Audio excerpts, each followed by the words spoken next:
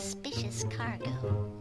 They wouldn't allow Scruffy on board in case he caused interference with whatever it was they were keeping hush-hush about.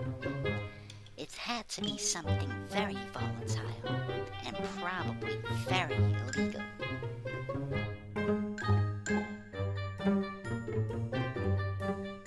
I decided to sneak aboard one of their ships to find out for myself.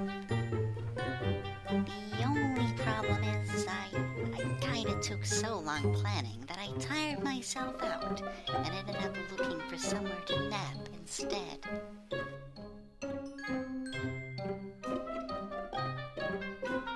Maybe if I had been awake, I could have stopped the ship being sabotaged.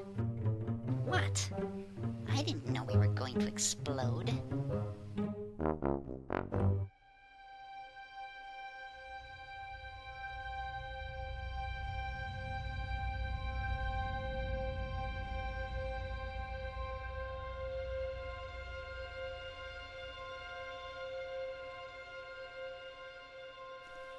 I woke up somewhere unfamiliar, surrounded by the wreckage of the Zephyrite ship, with sand everywhere.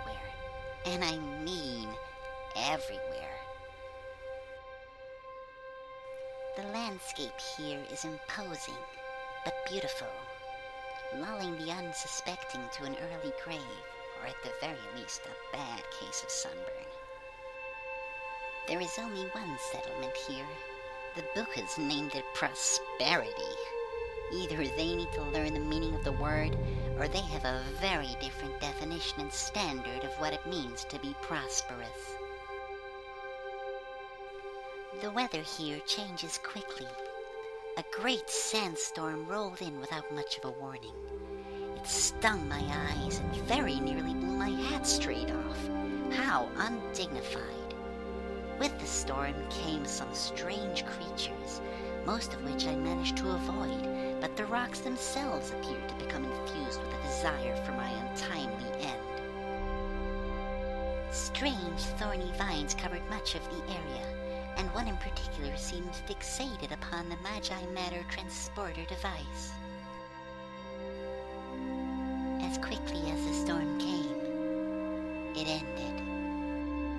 I met up with Tiny and the others, and we discovered Scarlet Briar lived here once. It seems her ley line research brought her here. I find it difficult to ignore the similarities between the vines I spotted here and those Scarlet used in Keswick's Hills. I have a bad feeling. Something much worse is coming. On the other hand, I did get to research this strange new place. They are called llamas, a most noble and adorable beast. I wanted to take one with me, but the owner shooed me away. I stole kites from the inquest. I was actually stopping them from taking the crystals attached to the kites, but really, I was having far too much fun to notice. Cacti are prickly plants. Don't touch the spiky parts. Quicksand is dangerous. I don't think I'd last 15 seconds in there. I had a theory that gravity worked somewhat differently here. I set up a portable laboratory to run some studies, but people seemed to think I was offering refreshments.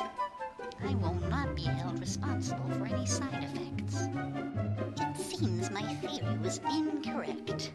The strange gravitational anomalies I encountered were merely people making use of the Zephyrite aspect crystals that had scattered throughout the region after the crash. Brainless bukas. Eexcelsior.